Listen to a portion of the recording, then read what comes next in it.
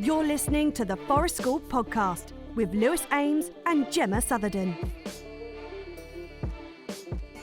Hi guys, before we get into the podcast, I wanted to let you know about our level 3 training courses that are coming up in 2022. We have got 2 different training courses coming up this year. We have got our first course coming up on May 30th to June 3rd. That is a week of solid 5 days training with us, followed by a weekend of the 9th and 10th of July.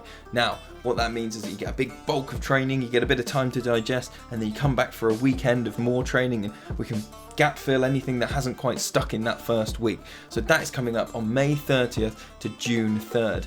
And if you're somebody who likes to do things bit by bit, then in September we have got a course which is split up into lots and lots of Mondays. So starting on September 19th, we're in for 4 Mondays. Then we have a little bit of break, 4 months to get some of our coursework done. We're back in February 27th for another 4 Mondays, and then we have a little bit of more time to get that coursework done. So that one's in September and March, a little bit more spread out through the year, gives you a bit of time to drop in. And don't forget, with both those courses, we're also running Zoom sessions once a month in the evenings to help you through with your coursework as it's spread through the course. So there's our 2 offerings this year, a block in May and a spread out one starting in September. So have a look, head to our new website, which is myforestschooltraining.co.uk if you want to sign up and get more information about our training courses. That's myforestschooltraining.co.uk. And now let's get into the waffle chat.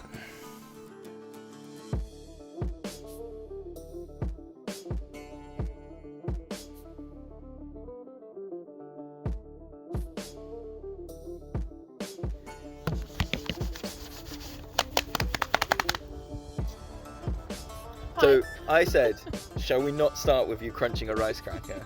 And you thought instead you would drum on your legs. Yeah. Right, we're starting. It's been a long time, man. It has been a long time. Well, I've been isolated. You've been, yeah. I've done it. I did it now. You've done it's all done. Wow. I'm superhuman now. Weirdly, when you isolate, I have to isolate. I know. Not because we're in any sort of bubbles together, just I don't really see anyone other than you. Yeah. So when you go away, I've got no friends. I know. It's quite weird. Don't say I know. I know. But no, I'm basically the same. I'm basically the same. And it's weird that, you don't see anyone and then you see someone, you're like, I'm talking. Social talking. What is this social talking? Words. How are you and your organs? And normal questions. Yeah. It's nice to be back in the woods after a long time. It's nice to be back in the woods and it not be an elemental challenge. Yes. It's perfectly still. Yeah. The fire is on. I can feel. We saw the other day, didn't we? Were you there with me? What? I saw the first bluebell in our woods, the first bluebell shoots. Yeah. And it was do you know what? That was the first one we've had in a little while of, so we've had some new, so with the home ed group, we've had some new people start, and it was like, not a changing of the guard, because that implies that the old person's going away. It was like a handing over of culture, or like hey, this is part of our culture, and you didn't know it existed, because you've not been here this time of year, and it was so devoid of age. It wasn't the big, it was some of the smaller ones. Oh, man, that's juicy. That feeds right into what we're talking about today. But they were just kind of going like, actually, I intentionally didn't give much other than I was going, bluebells! The bluebells are here! And I let them explain to each other what that was, what that meant. Yeah. Why, and it's the first, there's something about, I wondered if one of the definitions of like a group having a culture is when it happens without you driving it. Oh yeah. And that actually is like, I think lots of forest school people know that they've got a culture in their sessions. It's like if I stepped away, that interaction would have been almost the same. As long as someone had seen the bluebells, that cultural thing of, oh, this is exciting, and all that means, and all the memories and stuff that come with it, is not me driving it and going like, hey, we all sing this song, hey, we all do this, hey, it was like, oh, you've got it now, have you? Oh, and you just run with it. Oh, okay. Yeah. Amazing. Yeah. Yeah. Have you noticed any signs of spring? Yeah, loads. Birds. Oh, birds are going crazy. And it's a great time of year because you can see them still really well. But they're way more out there singing loads of gold crests today singing. Obviously snowdrops are out. It's all good. It's all happening. Should we talk about what we're talking about today? Yeah, let's do it. Yes. Do you want to? Shall I do a real seamless link?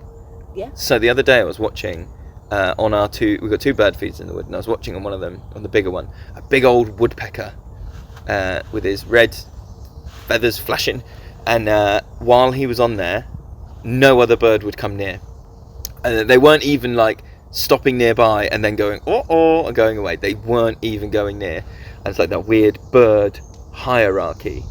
And you and I have been mulling for a while about like hierarchy and where is it and what does it look like, and like big questions like should there be hierarchy, when is there not, who is what hierarchy is. Yes. Had some moments which have made me think of these things and that's really interesting. Yeah. And then I was up really late last night because I thought, okay, we're finally podding about it. Yeah. And then I just did a bit of Googling and happened upon an article which is called, I'm just gonna find it in a really smooth professional way. It's called Understanding Social Hierarchies, the Neural and Psychological Foundations of Status Perception. Pour it into my ears, by Koski, Z and Olson, published in 2015. And it was really interesting in terms of like a bit of the science behind it. Okay. So I just want to chuck out some like terms that we might want to use. A glossary. Sure, a lexicon. So a shared language. So the article says, to begin, hierarchy refers to the ranking of members in social groups based on the power, influence or dominance they exhibit, whereby some members are superior or subordinate to others. So that's the kind of definition we're looking at in terms of social hierarchy. Mm-hmm. Rank is a term often used to objectively refer to where one falls within the hierarchy. Status, on the other hand, can be measured through social opinion or reputation and is generally associated with admiration and respect. So you've got rank, your rank ranking. Is numerical. Yeah, and status is more just, higher, low status, medium, based on social opinion and reputation, respect, admiration, etc. That's good differentiation. Yeah. Power implies control over resources or other group members and is distinguished from dominance as a contextual trait. So you've got power and dominance. So you don't need to be dominant to get power, but dominance is associated with the ability to acquire resources and therefore can be a predictor of power. Got ya. Yeah. Thus, dominance can be viewed as a behaviour or personality trait that leads to inequalities in power among group members and thereby differentiates status. Does that make sense? So you can kind of get status through getting power through being dominant, or you can just have status through in other ways. And so this article, they've done a kind of bit of an overview of not just human social hierarchies but also in other primates, which is quite interesting, and it's quite easy to read for most of the article. And then they talk about prestige as well. So you've got dominance in terms of like kind of seizing power, seizing resources, which gives you power, but you've also got prestige, which is about social status, where group members display deference to those who possess qualities deemed valuable. Does that make sense? So you can gain prestige not by being dominant, but just by having qualities that other people in the group go, that's valuable.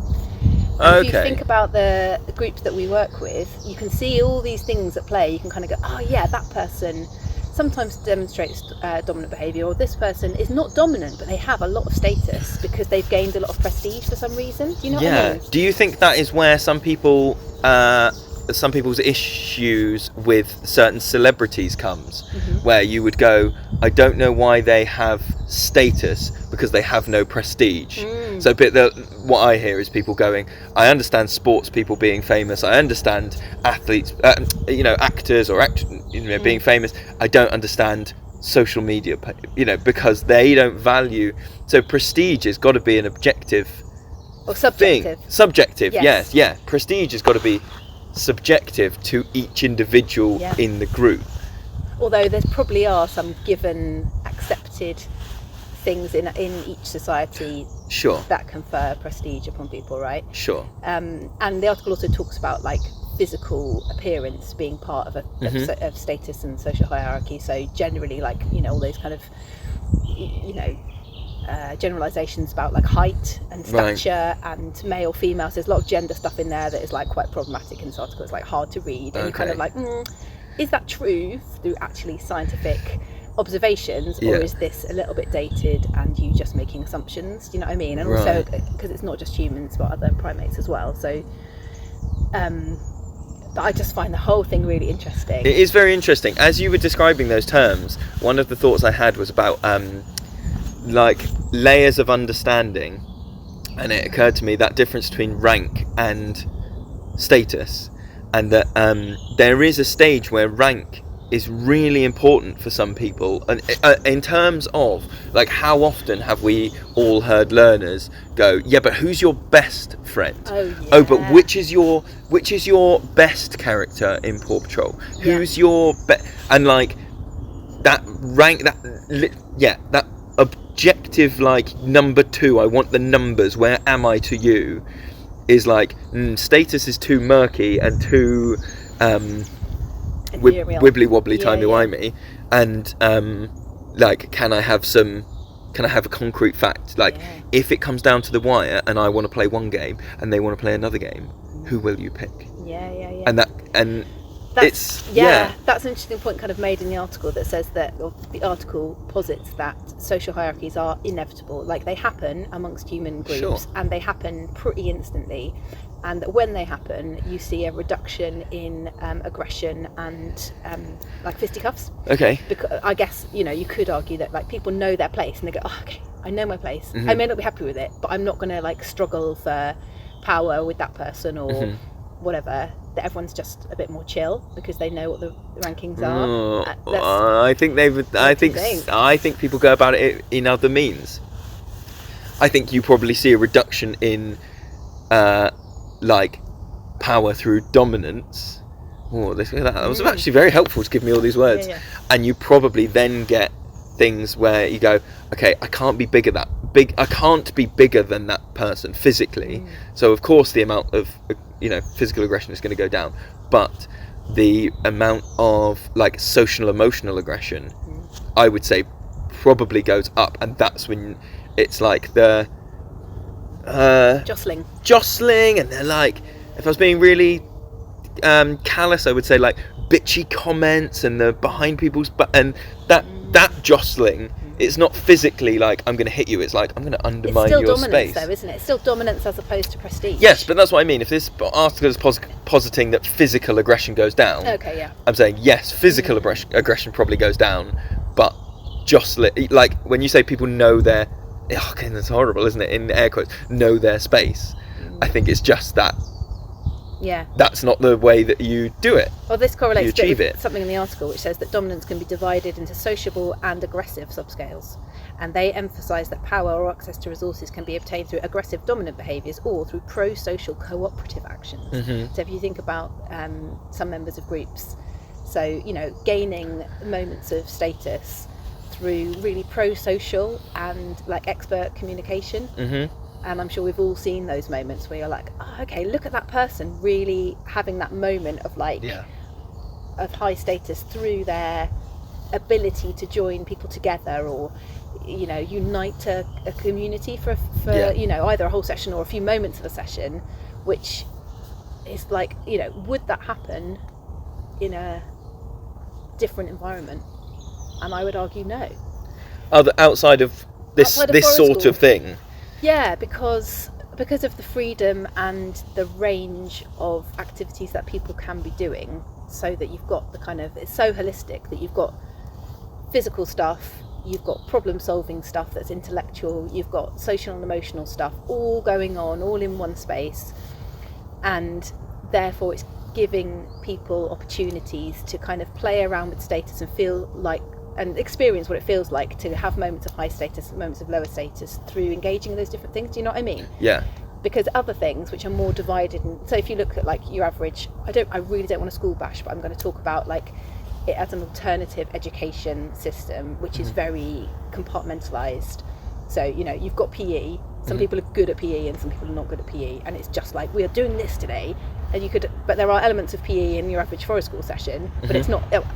physical activity, but it's going to switch to something else, and you're going to have that experience of, in this moment now I've got higher status, but later on I'm going to have low, whereas I'm imagining that in a kind of class community group, that idea is maybe a little bit more fixed. Well, that is, I think, true of so many people who are in forest school work will say, and we've got those stories as well, where you go, the learner that is low status in the classroom comes out and does something that gives them a lot of prestige in the forest school community.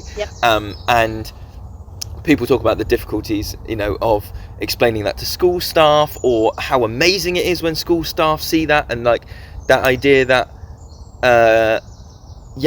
they're in such a confined space that they're not able to see. And actually, I was thinking that, as well as it being, forest school is this holistic mix of, it's a bit of this and it's a bit of that, so the prestige is fluctuating all the time.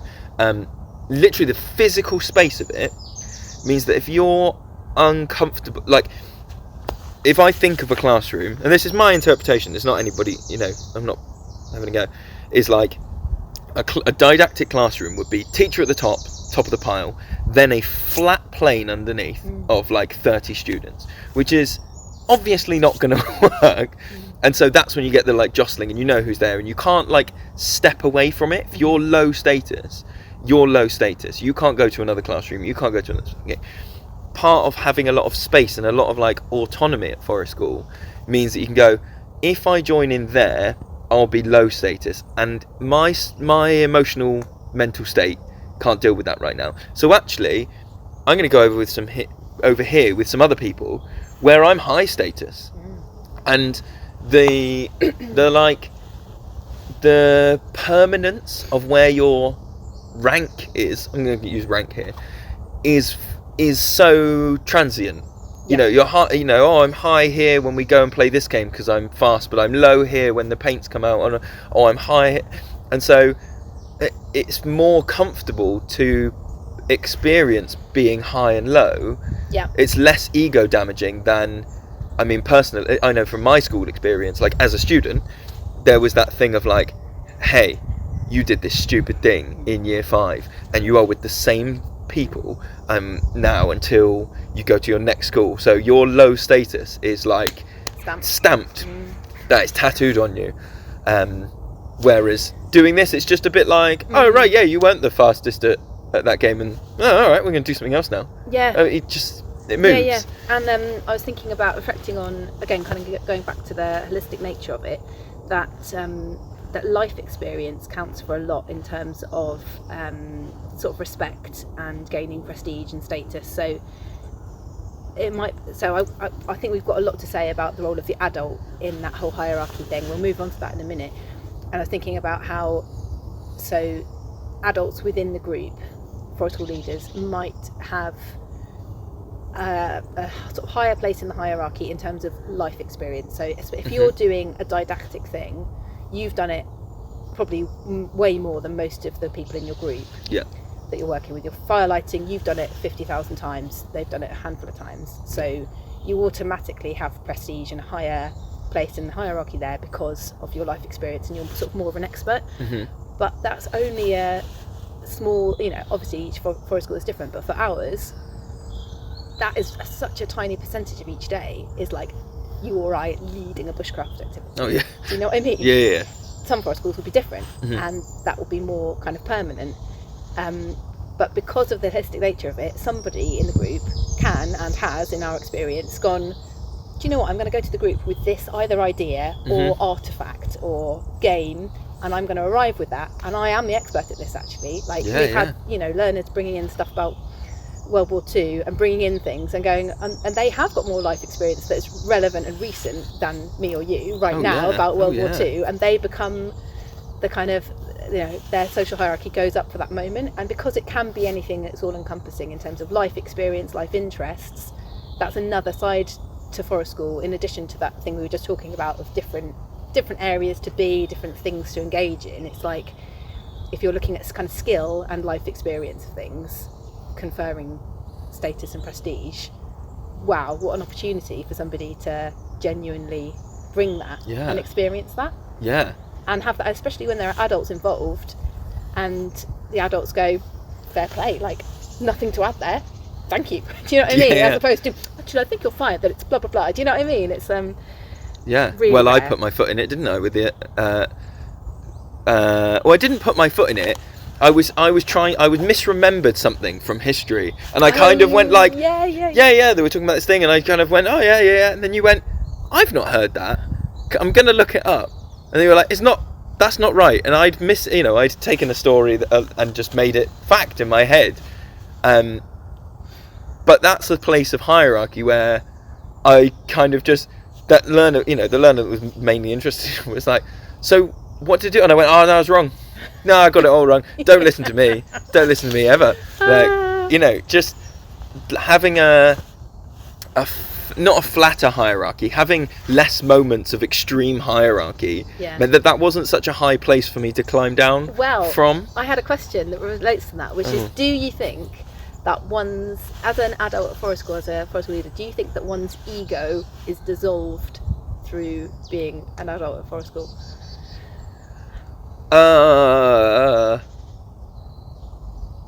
No, I think that's an individual practice thing. I think you were party to my ego disillusionment when I read all of the Eckhart Tolle stuff, and I came in for about a month, and I was like, I don't know what the world is, and why? What's even the point? I just don't understand. So I think that's. Do you think that's our experience, but not necessarily true for? Because, like you were saying, that the didactic moments are very fleeting in our practice, but they could be more frequent in someone else's practice. I think if you were more, and if your practice, so like our practice is long-term, very long-term sessions, very long-term. So we don't have anything, and also we're not under any like there's Ofsted obviously, but there's no head teacher telling us that they want to deliver something. There's no. So if you're in a position where you're like, I've got this group for 6 weeks and I've got to deliver some outcomes, then I don't think you've got. But the situation is that you don't then have a choice but to be more didactic. Yeah, and because you've got to do things like putting the safety rules in place and remind them of that every session. So through doing that and being really like hands-on leadery, because you have to be to keep everybody safe. Yeah. Then automatically you're kind of.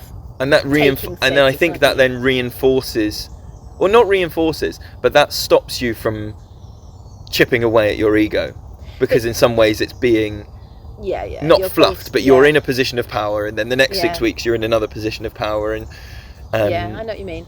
Do you not think though that there's something in terms of even if you do a lot of didactic stuff in your sessions, that if you're doing learner-led stuff in terms of a lot of things being optional and free play being available, that those moments we always talk about where you go, hey guys, I've got this great thing, we can all do this thing, and everyone just looks at you like, nah. I'm not even going to thank you. I'm just going to go, what? And carry on with what I'm doing. But that's to do with our cultural expectations here, that's not a problem, because the hierarchy is what it is. In a session where you've just done loads and loads of didactic stuff, this is where I find teachers who are also the class teacher, and then they take their class out. Yeah. That's really hard then, really hard. Because even if you with the best will in the world go, does anyone want to do this? You've got to acknowledge that you are bigger, you are normally the one keeping the minute break, you are normally the one marking their work, so it's not a true response. Yes, and so but you also might get the flip side. You might not necessarily get everybody going, yes, true. So on this, you might actually get more backlash, because you're like, you tell me to do all the live long day. How about no? How about I run and do something mental? I had something to say. What was I going to say? So in terms of like a moment that made me want to talk about this, because it kind of links to what you're saying about our sessions are really long term, and so that through kind of process of attrition and long term business, the hierarchy becomes hopefully flatter or more fluid. It's not just a given. The waves are smaller. That's how I think of it. It's a small sine wave. It's not a big peaking like really high and then really low. It's like, oh, okay, it sort of does that. But I think it's, if you graphed it, if you could, which you never could, but in terms of like adult having ultimate power and control and high status, the the longer a group is together, for us, this is my personal experience, and I noticed this through this moment I'm going to talk about, our power and status is becoming more equalised to the rest of the group over time. So little by little. So still fluctuates for sure, but it's becoming more even. And the reason I kind of realised this was because I had a moment with a couple of learners the other day where we were talking about play, and there was a play cycle going on, and then another play cycle kind of encroached on this other cycle that's going on, 2 different groups of children. And so I was talking with the kind of newcomers about like what was going to happen next in terms of, okay, what's fair, what's the right thing to do here, because some people are a bit sad that like their play cycle's been encroached upon, this space has been taken in inverted commas, and use the proper word, annihilated. Yeah, exactly that. So obviously I'm trying not to be top down. I'm not going, no, children, that is incorrect, go to the naughty corner, you have done a bad thing, and these other people, I'm going to reward you. No, you were on the right. Or even stand still while I tell everybody what's the right thing. Of course, I was trying very much not to do that, but trying to get some sense of fairness, I guess, like elicit some kind of response that was fair. And so it was kind of just asking questions, and then the questions weren't really getting anywhere, so I did find myself like slightly making suggestions. And then the learners, the way they responded to me, it wasn't rude, but it wasn't the way that an adult with a teaching background would expect to be responded to. Do you know what I mean? Yeah. I would normally expect through my life experience, by the time we'd got to that point in the conversation, for them to go, do you know what, all right, fair enough, I think probably we'd better do the thing that you clearly think is the right thing to do, or somewhere along those lines. And it just didn't happen, and I was like, wow, this feels really uncomfortable for me. I'm really super uncomfortable with this, at the same time as going, yes, this is brilliant. And it was such a weird dichotomy in my head, because part of me was like, oh, I've lost, I don't have the power in this situation to be able for it to have the outcome that I want. And that feels really icky and so unusual as an adult working with young people. But I sort of thought, God, we must be doing something right if they feel so strongly about something, they can go to the adult and to the authority figure in inverted commas, no, disagree. I was like, actually, that's really powerful, to be able to create a community in which anyone feels able to say to somebody who might traditionally have more authority, disagree, and we think we should do it this way. I thought that is actually a pretty amazing leap. And I think there's quite a lot of times in forest school where something that feels uncomfortable for one person is actually a really powerful, positive experience. Do you know what I mean? Oh yeah. There's a phrase that I can't remember what the company is now, but they just say, they use the phrase seek discomfort, and their whole thing is about trying to find where your edges are and push that thing, and like that's probably not not an unwise thing for forest school leaders to be kind of thinking about, going, oh, if sessions have been really easy for a really long time, just taking a moment to go, okay, why is it easy, and is that something that's okay, or is it something I want to keep, that is just a I was trying to think about how you would define this kind of power balance to somebody who knew nothing about forest school or was just starting out, because it's such a subtle role that you could go the other way and go, okay, cool, like I have no ego, I have no power, whatever, and that's also wrong. And I was trying to define, like, how do you really get to the crux of it, and I tried to have a go at it in terms of like, we as the adults have more responsibility for the sessions, for the learners, for everything, for the woods, for people's safety, for people's enjoyment, for people's play experiences, learning opportunities, all that stuff. We have the responsibility. That doesn't necessarily mean that we have the power. Does that make sense? Yes. And that's a distinction there. So, sorry, say that again then. So we have more responsibility but not more power. And control. So power, control, higher status. We're not necessarily... So that sounds like unwinnable. Why? Because that sounds like and I'm not saying that's wrong. I think it actually is probably a fairly accurate description. It's just that thing of like, if you have responsibilities, you put that in any other scenario, like I have to get people there on time, or I have to make sure there's food in there, or I have to do whatever, but you don't have the power to achieve your responsibilities, to fulfill your responsibilities. That's a situation of great stress. I have a responsibility to do this, but I don't have the power to. I see what you're saying there. And so that's what I mean. It's not wrong, because that kind of is the session, which is like, I want to. I have a responsibility that. There's the challenge. That everyone has this holistic, not always like happy not always positive in terms of happy, but positive in terms of learning. I have the responsibility to deliver all that, and I have no more control over it, or I have only slightly more control over it than anyone else in the session. Yes, no? But if you think about how many things can be resolved through community discussions, so it's, not necessarily the whole group, but so going back to that thing about us being facilitators rather than leaders. So you may not have the power to go, no, I mean, sometimes we do have to go, I can't let that happen. Absolutely. Yeah. And there's always going to be power in that. And you're also never going to be completely equal to the children because of all the stuff we've talked about, bigger, more adult, more life experience, etc. But in terms of having the power to facilitate, I think that's different than having the power to say, this must happen. So if you can go, guys, I can see this is a tricky moment, I think we need to talk about this and come up with some, like we do all the time, we need to come up with some values, or we need to come up with an approach that works for people here. Yeah. And then I think the hope is that through doing that, you are modelling that process so that any member of the group can also behave in that way, and I think this does happen. If you think about watching play, people going, hang on guys, we need to stop here, we need to make an agreement that makes it fair, like on the net the other day. Times that are stressful or tricky, the learners will go, because we've modelled it. We've modelled that instead of going, no, stop that, yes, we're doing this now, I've just made a decision, we're doing this.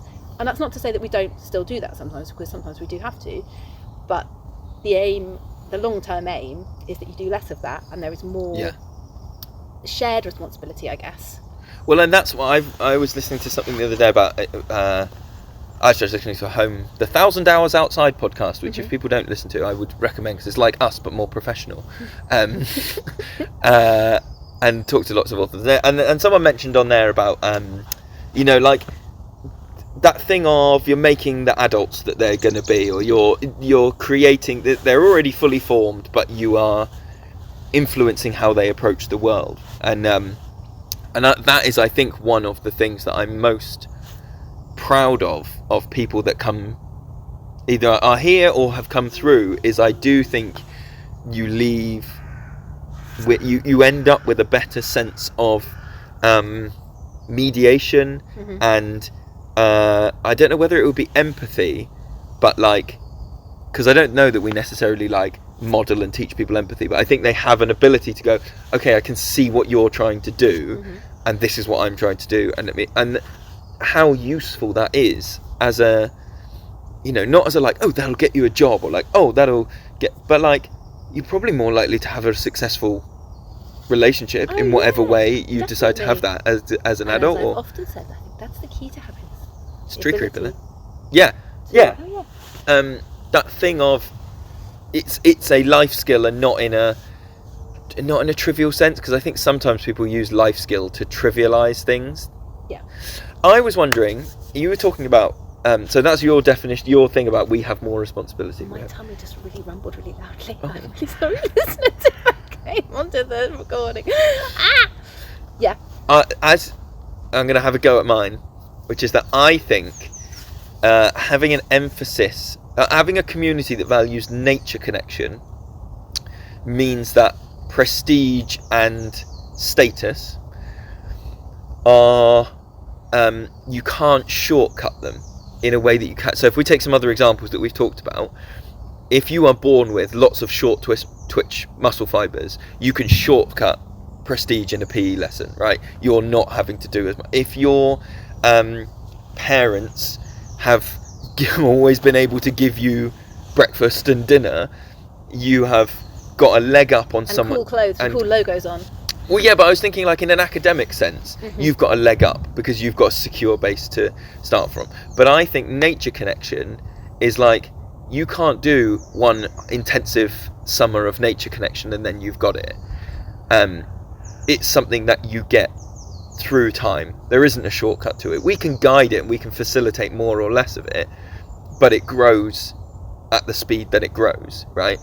And so if I think about then what made the bluebell discovery interesting to me, it was that, like I said, it was smaller, younger people imparting knowledge to older people, and there wasn't any way that you could sit down and go, right, well, just tell me all the things about nature then, so then that'll be impressive. Like, nature connection is impressive in this community here, also, you know, in the forest school community, and whether that is a more level playing field in terms of and that's where we have more hierarchy. We just have a longer nature connection, and then there are like degrees of, in terms of, and this is probably where it gets closer to, like, you couldn't objectively rank it, but you could go, some people have been here to be medieval about it, some people have been here 5 winters, and so their nature connection be very strong, and some, you've not done a winter yet, you summer child. Yeah, but I also think that learners arrive with a greater or lower level of nature connection through their family experience. Oh yeah, which is the equivalent of, you know, any kind of parental family cultural connection. And so they arrive with a bit of a head start, which I think can sometimes leave people who don't have that level of connection feeling a little bit lacking. If you think about some learners we've had who are just absolutely on it and are teaching us about fungi and stuff like that at the age of 6, then other learners kind of like, oh well, I'm kind of not even going to engage now because, like, they know everything and I'm clearly rubbish. I can just see that sometimes happening, and you have to deal with that as the facilitator.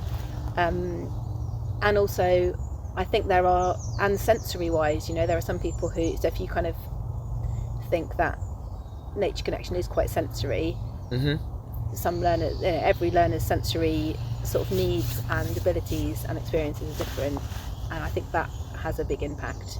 You know. Yeah, you're probably right. I rescind everything. But I know what you're trying to say. I know what you mean, and it's almost like an element of, that is a kind of element of our curriculum in inverted commas, is nature connection. That's never going to go away. That's always going to be part of the learning that happens. And I like to think that it's got the potential for everybody to be able to succeed there. Maybe that's what I mean. Maybe it's just, it's a more open potential thing. Yeah. But that's, yeah. No. But I guess it could be interpreted in so many different ways as well. Like, you could be nature connected in terms of loving to get covered in mud, or you could be nature connected in terms of having an encyclopedic knowledge of fungi.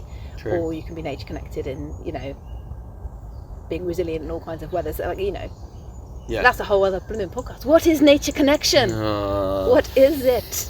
What is it? What is it? What is it? What were your other questions about? Well, my other questions. Leaders? So, one thing I wanted to, well, we've kind of touched on how do we model hierarchy. I wondered if you had any thoughts about times where we've intentionally modelled it, like, or so this isn't a hierarchy thing, this is more of a roles thing, and you and I will quite often talk about when there's 2 jobs that need doing, who will do which job, which is, it links back to like our other podcasts about gender and about, because that is a kind of hierarchy. And oh yeah, because some jobs are definitely more prestigious, aren't they? More prestigious, or more fun, or more, you know, and there's something about, like, how we, that it's an intentional, you know, it's an intentional action most of the time. We go, which of us needs to do this? Okay, because I, as much as I love cooking, I do think for a lot of people it's seen as a lower status thing, because it's like you're giving, you're never just making food for yourself. You're always giving to, so then it's like a subservient thing.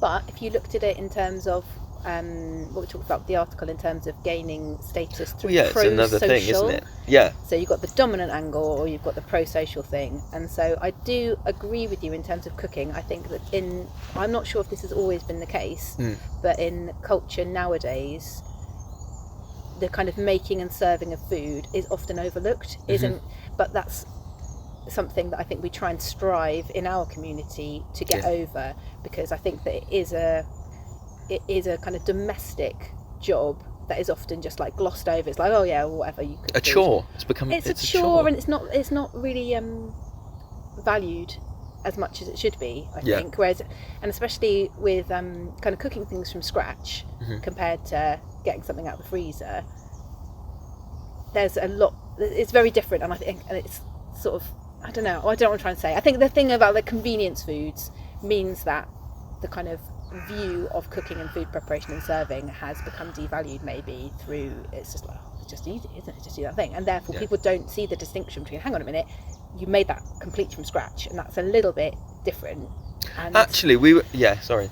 And I think that what we try and do here is when we eat the food, we do talk about it. We always say like, oh, who cooked this and who did what, and oh, thank you, and I'm really going to take some time to talk about the process and talk about like, oh, I saw you flipping the pancakes or whatever. That's, I think, where we are using our higher status to lift someone else up, because we are leading the group and going, look, I, a high status individual, value the contribution of this person. So we are using, and not in a way to be like, that's the difference of like dominance, isn't it? We're not higher status at the expense of then someone else. We're using it to. You could say that, or you could say that we're like eliciting gratitude from the group.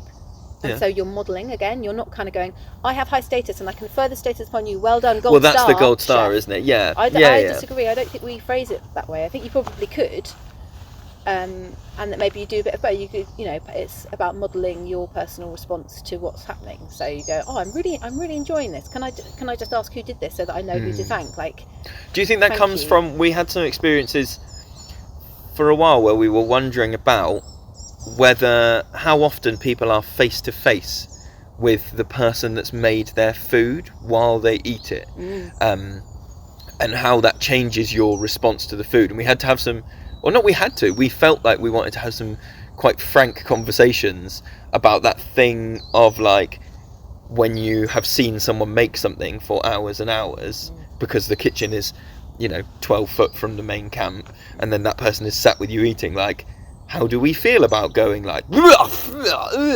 or how do we feel about going like, yes, this is the best, oh my god, and that sort of thing. Because I think one of the questions that I wanted to ask was about how the learners perceive hierarchy, and that is to do with our intentional actions and our kind of like,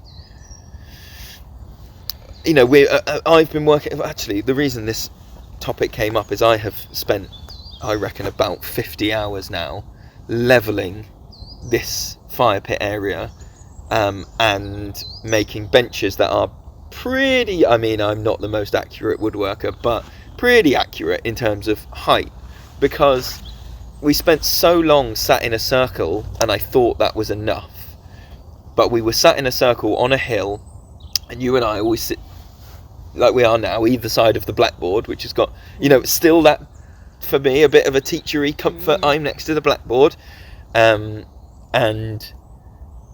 just realising that, we were having all these conversations about, let's do some sociocratic voting, let's all pick, but someone is over in this side of the circle and they're on a crummy log that's 2 foot lower, and someone over here is on the one bench that I'd managed to make, and I was like, actually there's some body language stuff here, there's some subconscious stuff that I need to address, that for all the will in the world of you.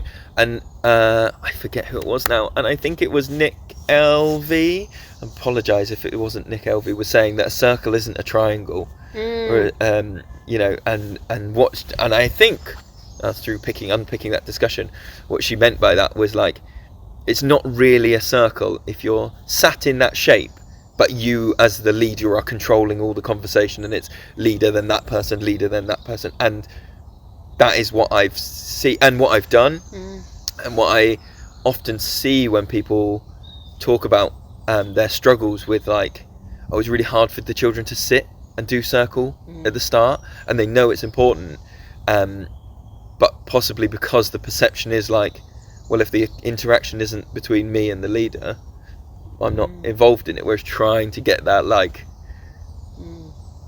and I don't know, we'll have to see, because the learners, our groups haven't been in yet to see this flattened area really, with the new benches and with it kind of as is. So we'll have to check in on that. Yeah. And see if it's done anything. I think it was already feeling better. The first round of levelling we did. Lunch and stuff like that felt much more communal somehow, even though we always did the circle for lunch. Yeah. It felt much more easy to have a conversation across the circle rather than just the people next to you, and it felt easier to see and see everybody's body language and check in with people even if you're not directly addressing them. Yeah. For me. Yeah. Yeah, and because they're flat, because these benches are made of flat stuff, the kids can put their lunchbox next to them, and it's not going to roll down the hill. I mean, this is a petty thing. I have a big, just to sort of go towards the end, I have a rather, I don't think it'll be thorny, because I think we've talked it through. Sure. So my question is, how does hierarchy play out between us as leaders and business owners?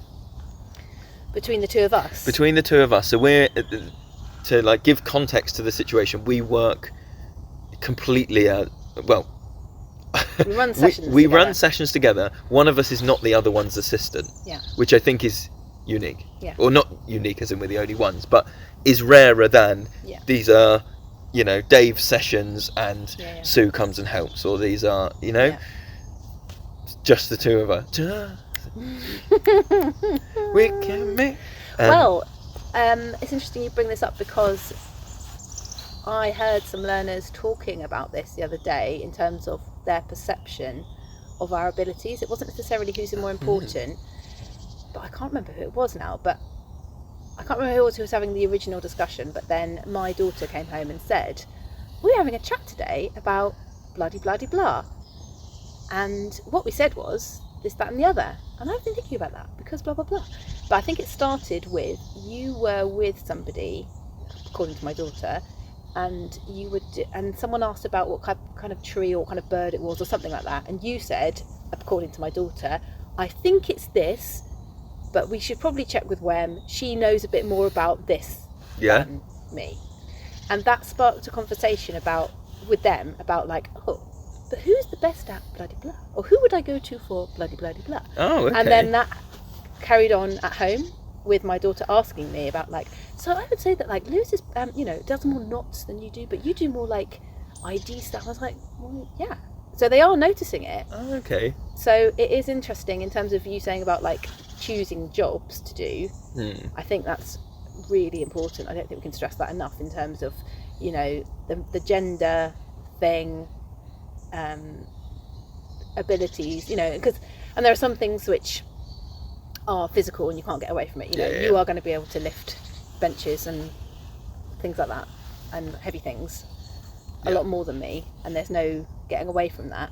But I think the modelling you did there with that group learner or group of learners in terms of like, oh yes, but I'm not the expert, and and it's not to say that you were saying that I was the expert, but that my abilities, do you know what I mean? Yeah, I mean I was probably just being lazy. No, I'm not. I do try. I do. That is a conscious thing. Yeah.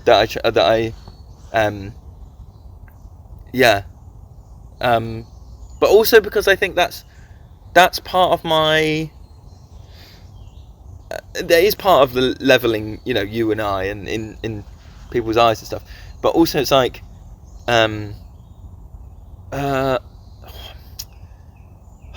trying to do?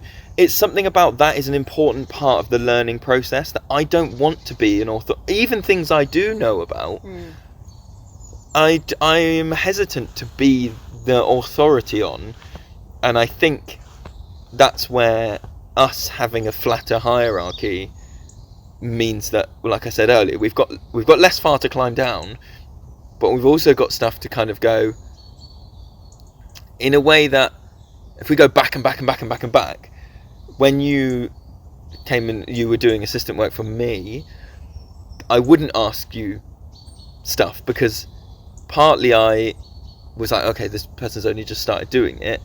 But also, just between you and I wouldn't have felt like, oh, I can be really honest and go, God, I don't know how to do this. Like, have you ever done taxes? What are taxes?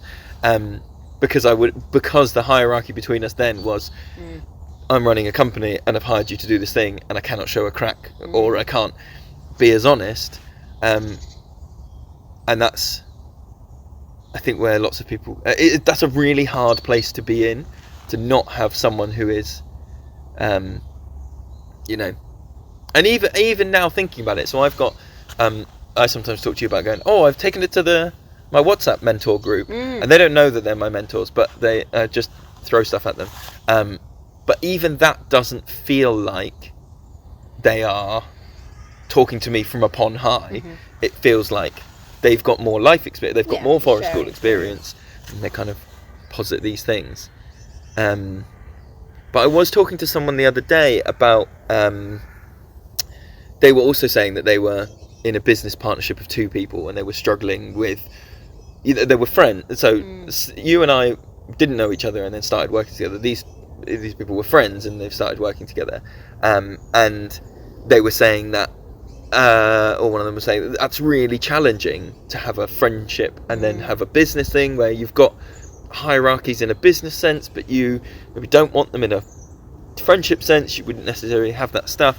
And like, I was remembering that you and I, when we were hashing out, we had about 18, I'm probably still doing it now, but we had a lot of very difficult conversations, and we used to talk about, like, I need to put this hat on, or like, can I talk to you now, you're this person and I'm this you're the forest school leader and I'm the landowner, or and like,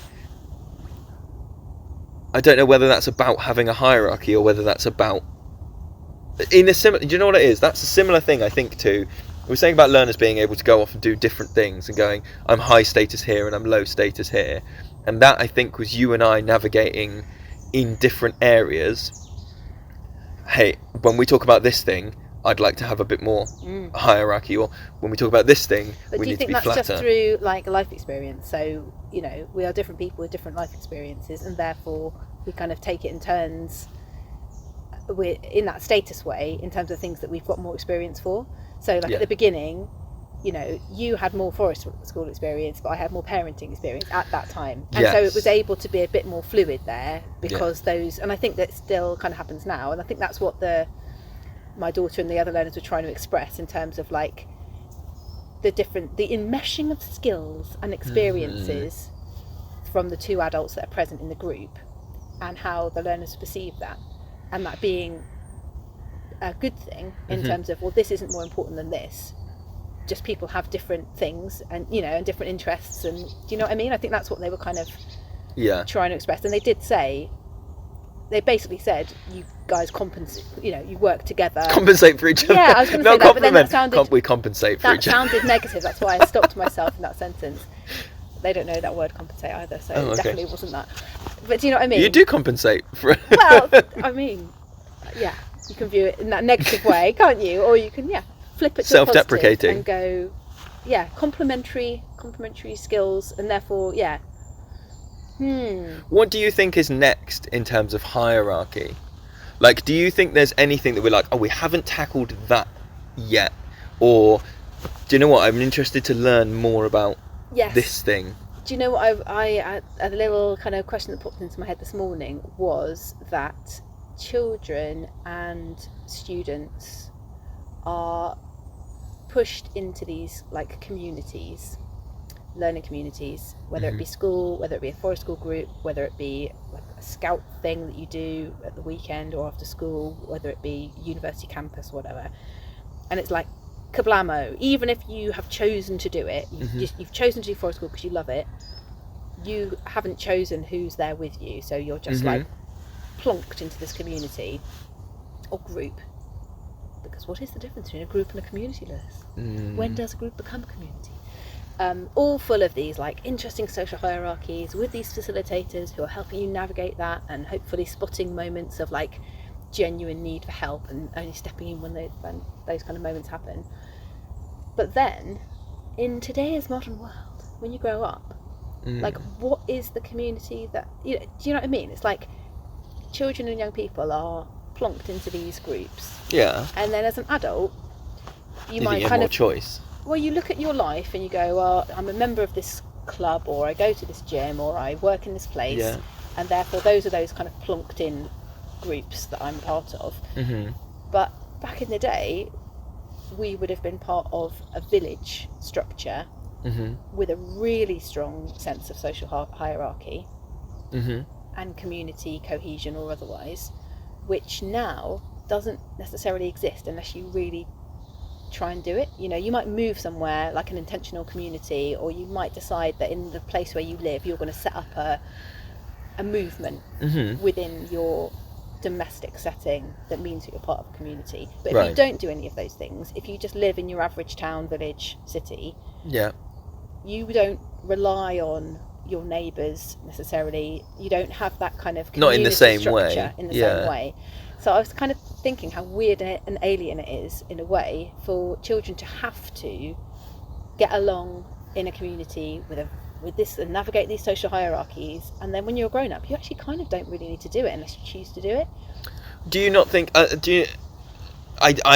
take your meaning there, because you're saying that, like, is it a skill worth building? But in some sense, I do believe in it. Of course, I believe in it. Right. But I just think it's kind of weird that it's something that you sort of are forced to do as a kid. But would you not draw a parallel? So the parallel that I've heard people draw, and this is coming from, like, I'm a home ed person, therefore you get talked about people are always picking at socialization, and if I can play devil's advocate to what you've just said, people sometimes go, well, yeah, but what about when they get a job? You won't be able to choose who you work with. If you're very lucky, you've got more freedom of movement, freedom to choose your job, freedom to choose your workplace. But for lots of people, the job you've got, you have to work with who's there. You can't just leave if you don't like them. So you is that need to be able to is that not the same skill as? It probably is, and also I'm thinking about it and going, actually, maybe the children and young people who are part of communities where social hierarchy, socialisation is a thing, is like actually examined and actually coached or facilitated like a forest school environment, as opposed to just your average university course or whatever. I mean, maybe there are university lecturers who really try and, promote cohesion amongst their groups or whatever. I'm sure there are, but do you know what I mean? As like forest school is like, it is part of forest school that we examine for us. Examine these social hierarchies, talk about groups, talk about values, all those kind of things. So maybe it's young people who've had that kind of experience and opportunity that then grow into adults who do seek out communities and maybe create communities for the good of themselves and other people, because I mean, I truly believe that is a human need and a human well-being thing, in terms of, if you look at one end of the scale, it's like pure loneliness, which can literally physically kill you, and at the other end of the spectrum, people who feel really embedded in whatever community they have created or become a part of, whether that be where they live or through organisations they've joined or whatever, and that maybe through experiences like forest school, you're kind of helping people to develop into adults who will seek out those spaces and help to create them, and therefore have a greater sense of well-being, better physical health, better mental health themselves, and facilitate it for other people. Yeah, man. I want to do some research into that. Okay, here's a statement to kind of pop that balloon. No, I think I can. I just wonder whether I can like simmer down what you've said. So do you think it's a fair thing to say that forest school is the low arousal approach to learning about hierarchies? Ooh, lovely. Is that what we're doing? We're learning about in the way that lots of other settings are like learn your place in a very high arousul, high stress. That's not really learning your place, though, is it? But it's learning about hierarchy. It's learning about authority. Okay, all right. Do what I say.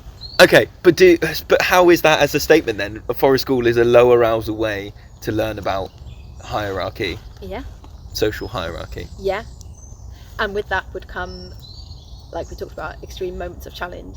Because I was thinking and reflecting and going, so when somebody takes status in the group through dominance. Oh yeah, hate it. Yeah, same. I hate it so much. And you just watch it and you're like, oh, this is not like, but you have to kind of let it play out. And that's what I was trying to disentangle this and going like, how do you know the moments where you're like, I hate this, I hate the fact that someone is taking. Because. And how do you go, and when do you go, no, that is. Because do you know what I think? One of the features of that is that we talked before right at the start. We could have saved a lot of time here. Right at the start, we talked about prestige being subjective. Yeah. And we talked about people seeing celebrities and going, I don't know why they're important. Yeah. That's what it is. Is they're going. There's the way that person has achieved status is not through my value of prestige. It's through other learners' value of prestige. That's cool. They've got this toy at home. That's cool. They've got this thing. And because it's not my value of prestige, I want to shake everybody and be like, but do you not see? That's not worthy. That's not cool. And like, that's not what a subjective judgment is. They are higher, achieving social hierarchy, because of a value that's shared by that group of learners. It's not my place to be like, that's the wrong value. I know. And also, so that's definitely I agree completely in terms of how that lands within internal rage. Yeah, internal rage. So that's the kind of prestige angle of things. And then there are other times where someone is literally doing it through dominance. They're going like either in play, and we've talked about that a little bit. So in play, somebody assumes this like leader role, whether that be through like I'm in the army, or I'm the leader of the tribe, or I'm the boss right now and everyone has to do what I say, and that can also be really uncomfortable to watch. But if you resist your impulse to be like, hang on a minute, do you think they like being like shouted at like that, or do you think they like, and actually go, but do they like it? And you look at their faces and they're playing with status. They're playing with it. They're playing with what it feels like to be subservient and to go, oh yes, no. I had to sit on my hands the other day because there was a whole play and it went up to 9 of a group of learners organising who's in charge when they're not there. No, I'm 4. Okay, but if you're 4, so actually one's here, so one's not. So actually, if it's this person, and this person aren't gone, then I'm in charge. It was ranking. It was. It was really low stakes. It wasn't like they were then. The person at number 1 wasn't shouting down and doing whatever. But it's just letting you know that in the pecking order today, right now, you're at the bottom. And the really interesting, like, can I be number 4? No, number 4 is this person, and they would never ever let you have their number because just like.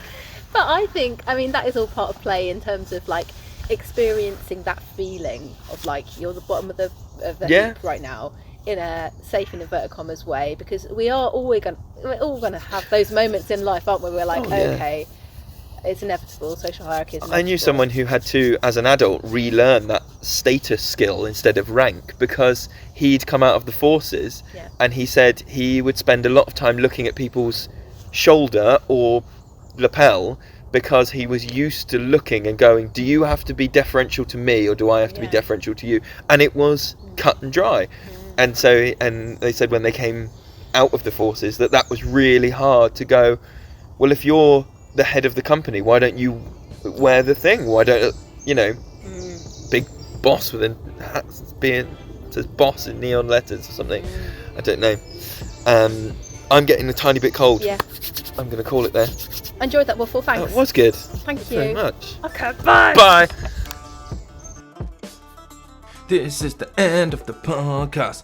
I just want to say massive thanks to Janine, Ellie, Jude and Christy for supporting us on Patreon. You guys don't have to do it, and it means a huge amount to us that you're showing your support for what we're doing here. So thank you so much. And if you are one of the cool people who's made it all the way to the end of the podcast, because I look at all this stuff, I look at the nerdy back end, and not everybody makes it to the end. So if you've made it all the way to the end, go on our Instagram or on our Facebook page and send us your address and just put I love stickers, and I'll send you some stuff. I'm not telling you what it is. It's stickers.